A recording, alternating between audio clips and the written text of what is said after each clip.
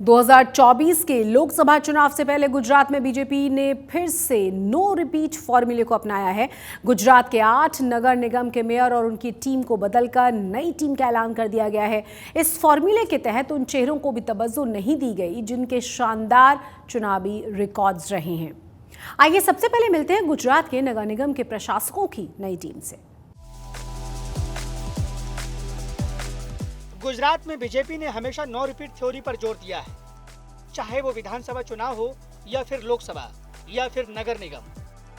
इस बार भी 2024 लोकसभा चुनाव से पहले बीजेपी ने नगर निगमों के बचे हुए 2.5 साल के कार्यकाल के लिए नए मेयर और उनकी टीम का ऐलान कर दिया है। अहमदाबाद की नई मेयर प्रतिभा जैन हो या वडोदरा की मेयर पिंकी सोनी या राजकोट की नैनाबेन, गुजरात बीजेपी ने नए पुराने घिसे हुए चेहरों की जगह मेयर पद के लिए नए चेहरों और खासकर महिलाओं को तवज्जो दी है और पुराने चेहरों को अलविदा कह दिया है।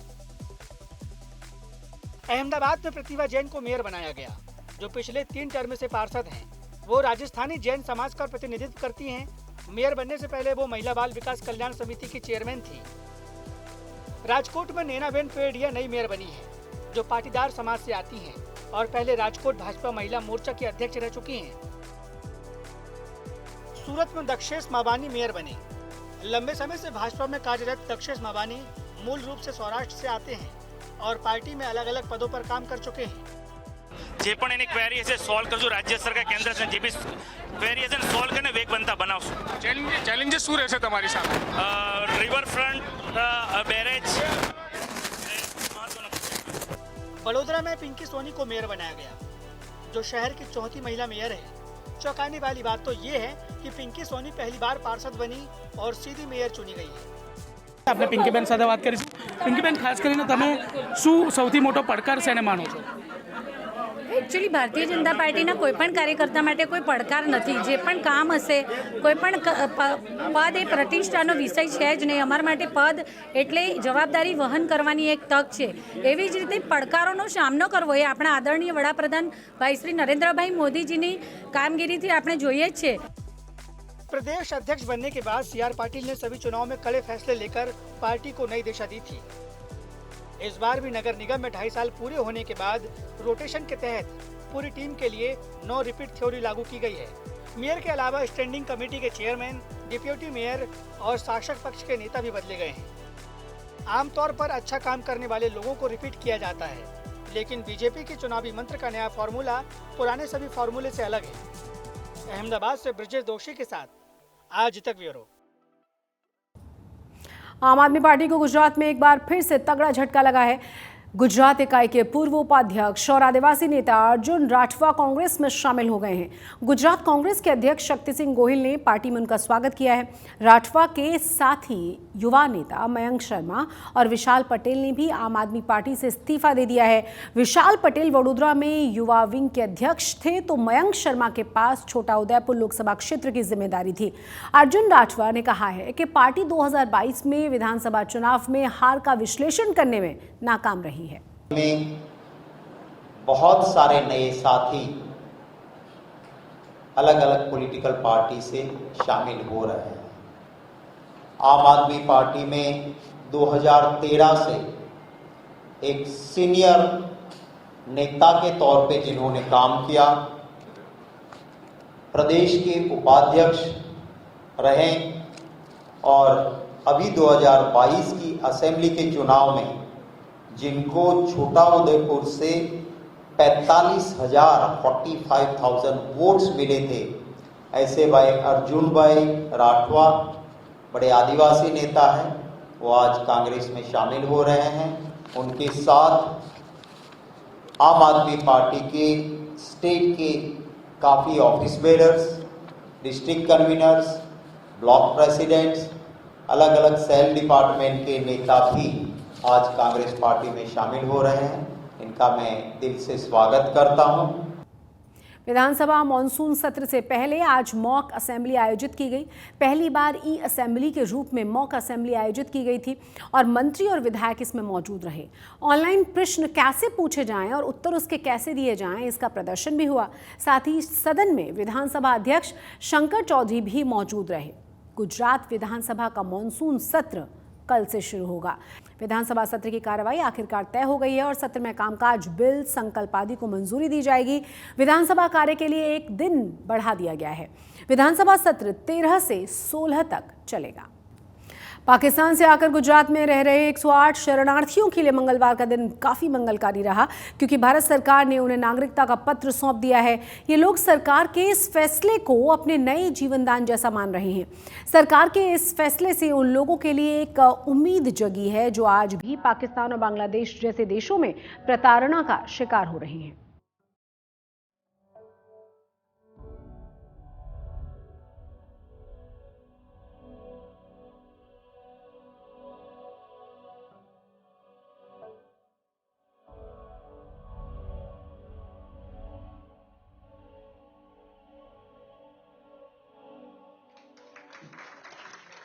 पाकिस्तान के दिए दर्दों पर जब भारत मरहम लगाता है तो ऐसी ही खुशी होती है जो गुजरात के गृह राज्य मंत्री हर्ष संघवी से मिल रहे इन लोगों के चेहरों पर दिख रही है। पाकिस्तान से भारत में बसने आए ये वो हिंदू हैं जिनके पूर्वजों ने कभी पाकिस्तान में बसने का फैसला किया था। 1947 के देश बंटवारे के दर्द को झेलकर भी पाकिस्तान को अपना वतन माना, लेकिन वक्त के साथ पाकिस्तान में हिंदू अल्पसंख्यकों के हालात बद से बदतर होते गए। भारत में पाकिस्तान से आए सैकड़ों हिंदू शरणार्थी भी भारत की नागरिकता मिलने का इंतजार कर रहे थे। गुजरात सरकार ने ऐसे लोगों की तकलीफों को देखते हुए क्रांतिकारी फैसला लिया। अहमदाबाद में रहने वाले 108 शरणार्थियों को भारत की नागरिकता का पत्र दिया गया है। इसके लिए ना इन्हें दिल्ली के चक्कर काटने पड़े, ना ही कानूनी पछड़ों में फंसना पड़ा। भारत सरकार ने अहमदाबाद में ही इनकी नागरिकता के पत्र भिजवा दिए। पाकिस्तान से शरणार्थी हुए 108 नागरिकों को भारत देश का नागरिकत्व बनाने का कार्यक्रम आयोजन हुआ था। ये कार्यक्रम में कुल मिला के 108 लोगों को भारत का नागरिकत्व पत्र दिया गया है। ये सभी परिवारों के चेहरे पे एक अलग ही प्रकार की खुशी आज नजर आई है। ये परिवारों ने किस प्रकार के दुख पाकिस्तान में सहे हैं, किस प्रकार से माइनॉरिटीज के साथ वहां पे बर्ताव किया जाता है। पाकिस्तान और बांग्लादेश में रहते हुए माइनॉरिटीज जैसे कि हिंदू, सिख, ईसाई, जैन, बौद्ध, ये सभी को नागरिकत्व देने के लिए देश की भारतीय जनता पार्टी की सरकार, देश के लोकप्रिय प्रधानमंत्री आदरणीय मोदी जी ने जो कई नियमों में बदलाव लाए हैं, जिसके कारण ये सभी परिवारों को अपने अपने शहरों से दिल्ली के धक्के नहीं खाने पड़ रहे और हजारों की संख्या में जो लोगों की फाइल सालों से कहीं ना कहीं अटकी हुई थी, ऐसे लोगों को भारत के नागरिक बनने का अवसर प्राप्त हुआ है। पिछले कुछ सालों में कुल मिला के अहमदाबाद में 1100 से ज्यादा ऐसे शरणार्थियों को भारत का नागरिक बनाया गया है। ये सभी लोगों ने प्रधानमंत्री जी का खास तौर पे आभार माना है। इन्होंने प्रधानमंत्री जी को कई बुजुर्गों ने अपना बेटा कहा है, कई बच्चियों ने उनको अपना मार्गदर्शक कहा है। ये सभी परिवारों के लिए आज उनका तीसरा जन्म हुआ है, उस प्रकार की खुशी आज नजर में आई है।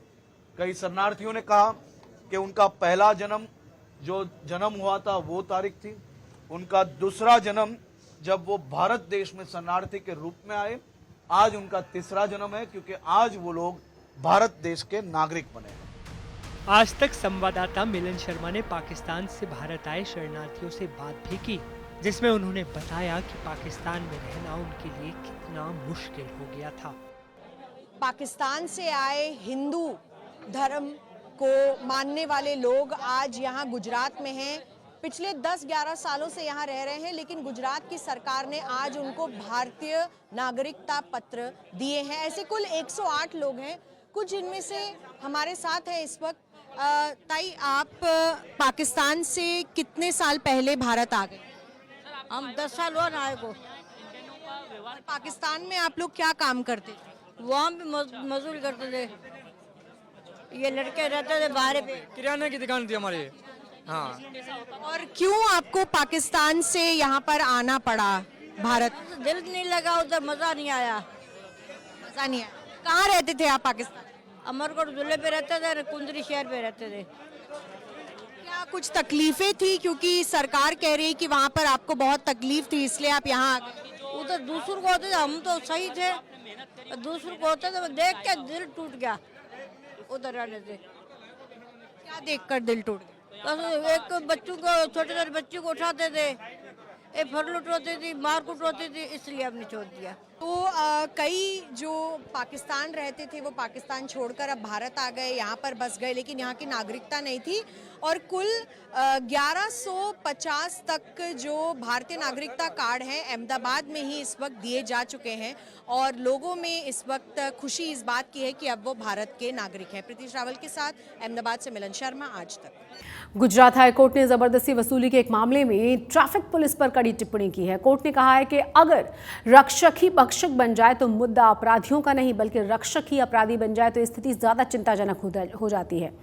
आपको बता दें कि अहमदाबाद में कैब से जाते हुए बुजुर्ग दंपत्ति से 2 पुलिस कांस्टेबल्स और एक ट्रैफिक ब्रिगेड के जवान ने कथित तौर पर जबरदस्ती वसूली की थी। गुजरात हाई कोर्ट ने स्वतः संज्ञान वाली जनहित याचिका पर सुनवाई की तो चीफ जस्टिस सुनीता अग्रवाल और जस्टिस अनिरुद्ध पी माई की खंडपीठ इस पर सुनवाई कर रही थी। हाईकोर्ट ने गुजरात के अन्य शहरों से भी रिपोर्ट मांगी है। और चलिए अब आपको दिखाते हैं खास आरती की तस्वीरें। दरअसल भोलेनाथ की इस आरती को एक ऐतिहासिक तालाब के बीच किया जाता है। गुजरात के वडोदरा शहर में हुई ये आरती बड़ी खास है, जिसे देखने के लिए लोगों की भीड़ इकट्ठा होती है। ये सब कुछ जानिए गुजरात से आई इन मनोहारी तस्वीरों के जरिए। देखिए आप भी।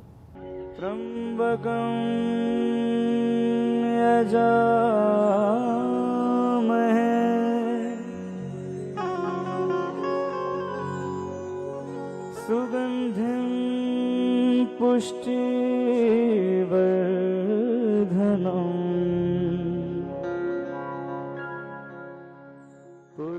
महामृत्युंजय मंत्र से गूंजा वडोदरा का ऐतिहासिक तालाब।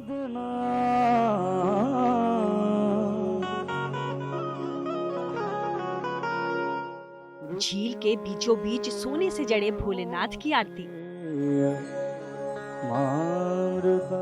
महा आरती में उमड़ा जन सैलाब।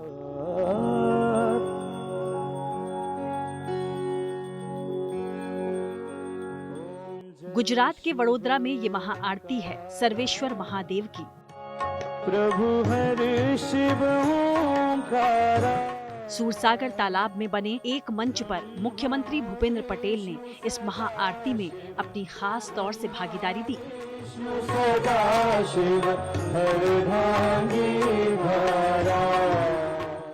इस भव्य मौके पर चारों तरफ भोलेनाथ की मनोहारी छटा बिखरी नजर आई,